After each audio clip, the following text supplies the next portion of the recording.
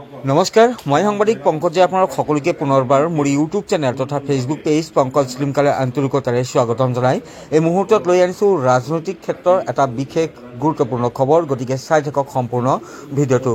ইতিমধ্যে আপোনালোকে জানে যে ৰাভা হাছং স্বায়ত্তশাসিত পৰিষদৰ যি নিৰ্বাচন, সেই নিৰ্বাচনৰ দিন অৰ্থাৎ যি অধিসূচনা, সেই অধিসূচনা ইতিমধ্যে জাৰি কৰা হৈছে আৰু সেই অনুসৰি 2 এপ্ৰিলত ৰাভা হাছং স্বায়ত্তশাসিত পৰিষদৰ নিৰ্বাচন অনুষ্ঠিত হ'ব।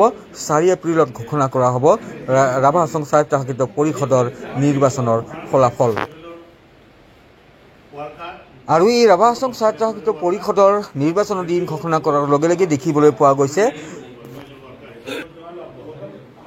শাসক বিৰোধী সকলোৱে ৰাভা হাছং স্বায়ত্তশাসিত পৰিষদখন দখল কৰাৰ বাবে যি ৰণকৌশল, সেই ৰণকৌশল প্ৰস্তুত কৰাত উঠি পৰি লগা পৰিলক্ষিত হৈছে।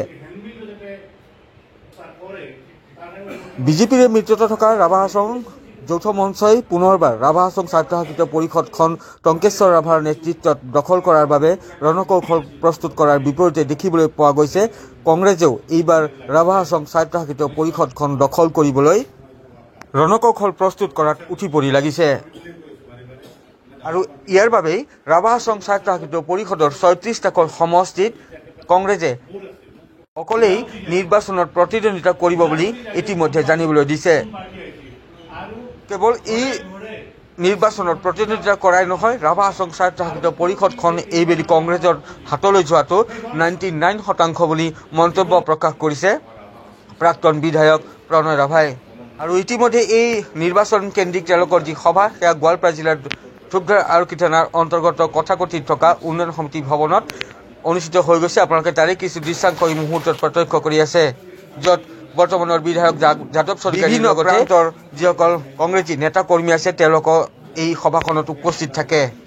এই সম্পৰ্কত তেওঁলোকৰ যি মন্তব্য, সেই মন্তব্য আছে শুনাম, কিন্তু তাৰ পূৰ্বে দৃশ্যাংশসমূহ আপোনালোকক দেখুৱাই লৈছোঁ। তো এনেদৰে দেখিবলৈ পোৱা গৈছে এফালে ৰাভা হাছং যৌথ মঞ্চ বিজেপিৰ সৈতে মিত্ৰতা কৰি যি পৰিষদীয় নিৰ্বাচন অনুষ্ঠিত হ'বলৈ গৈ আছে তাত প্ৰতিদ্বন্দ্বিতা কৰিব, আনহাতে কংগ্ৰেছে অকলে ৩৬টাকৈ সমষ্টিত প্ৰতিদ্বন্দ্বিতা কৰিব বুলি আৰু প্ৰতিদ্বন্দ্বিতা কৰাই নহয়, জয় তেওঁলোকৰ নিশ্চিত বুলি মন্তব্য প্ৰকাশ কৰিছে প্ৰণয় ৰাভা ডাঙৰীয়াই। সমান্তৰালকৈ যাদৱ চৰকাৰীদেৱৰো যি মন্তব্য, সেই মন্তব্য আছে। এই মুহূৰ্তত আপোনালোকক দুয়োগৰাকী বিধায়কৰ মন্তব্য শুনাইছোঁ।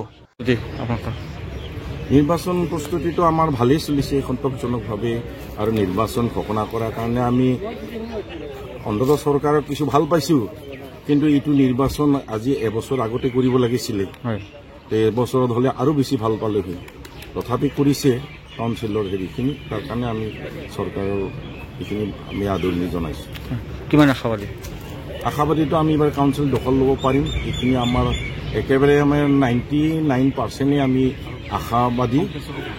আৰু টংকেশ্বৰ ৰাভাক যে তেওঁ ৰাভা নহয়, তেওঁ চৰণীয়াহে, এনে জালিয়াতি কৰি ৰাভা লিখি আছে। এই বস্তুটো যেতিয়া স্পষ্ট হ'ব ৰাইজৰ মাজত, তেতিয়া আৰু বেছি ৰাইজে নিশ্চয় আমাক সঁহাৰি জনাব, এইটো আমি আত্মবিশ্বাসী। দ্বিতীয়তে তেওঁ যদি তেওঁৰ এই বিতৰ্কিত হেৰিখিনি যদি তেওঁ স্পষ্টীকৰণ দিব পাৰিলে হয়, তেতিয়া আমাৰ ক'ব লগা নাছিল। তেওঁ আজিলৈকে স্পষ্টীকৰণ দিব পৰা নাই সেই ইছ্যুটো লৈ। গতিকে এইখিনি লৈ আমাৰ এইবিলাক তেওঁলোকে জানে, কিন্তু আমাৰ এই ইছ্যুটো ৰাভা নোহোৱা মানুহটোক এজন ৰাভা হেৰি কৰাটো আমাৰ কাৰণে দুৰ্ভাগ্যজনক। দ্বিতীয়তে তেওঁ একেবাৰে একনায়কত্ববাদী নিচিনা কৰি তেওঁ ডিক্টেটৰশ্বিপ চলাইছে কাউন্সিলত, আৰু তাৰ জৰিয়তে কৰাপশ্যন কৰিছে, যাক ভাল পায় তাক টকা দিছে, যাক বেয়া পায় তাক দুলাই পেলাইছে, এনেকুৱা ধৰণৰ কৰিছে নেতাৰ ফালৰ পৰাই কিবাই হওক। আৰু আমাৰ ৰাভা মানুহৰ মাজত বিভাজনমুখী এটা হেৰি কৰি, বিভেদ ভাৱ সৃষ্টি কৰি, গ্ৰুপিজিম কৰি জাতিটোকে মানে থান ভান কৰা এনেকুৱা এটা চিটুৱেশ্যন এটা ক্ৰিয়েট কৰিছে। এইটো আমাৰ জাতিটোৰ কাৰণে অত্যন্ত দুৰ্ভাগ্যজনক। আমি যিহেতু সকলোৱে ৰাভা, বিশেষকৈ ৰাভা সম্প্ৰদায়ত কৈছোঁ, সকলোৱে ৰাভা, সেই ৰংদানী হওক, দাহৰি হওক, বা কুচ্চাই হওক, বা মাইতুৰি হওক, এই যিয়ে নহওক, আৰু তাৰ লগত আমি বিভিন্ন জনগোষ্ঠীৰ মাজত আমি একেলগে থাকোঁ। গোটেই সকলোৰে মাজত আমি অন্ততঃ সমন্বয় বা ভাতৃত্ববোধ এইখিনি গঢ়ি আমি জীয়াই থাকিব বিচাৰোঁ শান্তিপূৰ্ণভাৱে। সেই বস্তুটো তেওঁ বহুতখিনি কুঠাৰাঘাত কৰিছে, আৰু সেইকাৰণে আমি ইয়াৰ প্ৰতিবাদ জনাই ৰাইজৰ ওচৰত যাম এই নিৰ্বাচনৰ জৰিয়তে আৰু নিশ্চয় ৰাইজে আমাক এইখিনিত আমাৰ কংগ্ৰেছ দলক সমৰ্থন জনাব।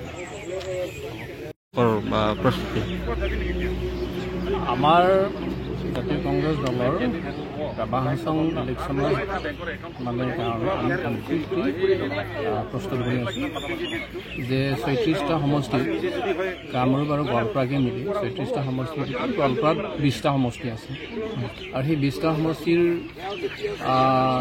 যিমানবোৰ সমষ্টি আছে এই সমষ্টিবিলাকত আজি আমি প্ৰায় 1 বছৰৰ পৰা আমি প্ৰিপাৰেশ্যনত আছোঁ আৰু ইতিমধ্যে আমাৰ কমপ্লিট মানে এই দলীয় ফালৰ পৰা আমাৰ যিবিলাক আমাৰ কিছু মানে প্ৰাৰ্থী নিৰ্বাচন কেন্দ্ৰিক যিটো মানে হেৰি আছে ছিলেকশ্যনৰ পৰা কাম আমাৰ ইতিমধ্যে প্ৰায় সমাপন হৈছে আৰু কম সময়ৰ ভিতৰতে আমাৰ প্ৰাৰ্থী ঘোষণা কৰিব আৰু সৰ্বত্ৰে যোৱা 10 বছৰে ৰাভা হাছং অট'নমাছ কাউন্সিলৰ যিটো সংগ্ৰাম সমিতিৰ যিটো একতাবাদ এই একতাবাদ আৰু যিহেতু তেওঁলোকৰ মানে যিটো মানে খামখেয়ালি এই মানুহখিনি অতিষ্ঠ হৈছে ৰাভা হাছংবাসী গতিকে এইবুলি ইলেকশ্যনটো ৰাভা হাছং ইলেকশ্যনটো আপোনালোকে চাব যে সৰ্বত্ৰে যিটো তেওঁলোকৰ মানে দুৰ্নীতিৰ যিটো অপশাসনৰ যিটো ৰাইজে অভিযোগ কৰি আছে এইটো সত্য আৰু এই সত্যৰ দ্বাৰা প্ৰতিষ্ঠিত কৰা এই ৰাভা হাছঙৰ ইলেকশ্যনত এইবুলি চাব আপোনালোকে কংগ্ৰেছৰ সপক্ষে ৰাইজে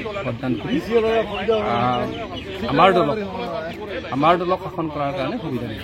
কিমান মানে 36টা সমষ্টি 36টাতে আমি প্ৰতিদ্বন্দ্বিতা কৰিম হয় মানে আশাবাদী আৰু আমি সম্পূৰ্ণভাৱে আশাবাদী ৰাইজ আমাৰ সপক্ষে আছে চাব আপুনি ইলেকশ্যনৰ পিছত মানে আমাৰ বহুমত আমি এইবুলি কংগ্ৰেছে ৰাভা হাছঙত আমি এখনত বাগিৰে আনিব পাৰিম।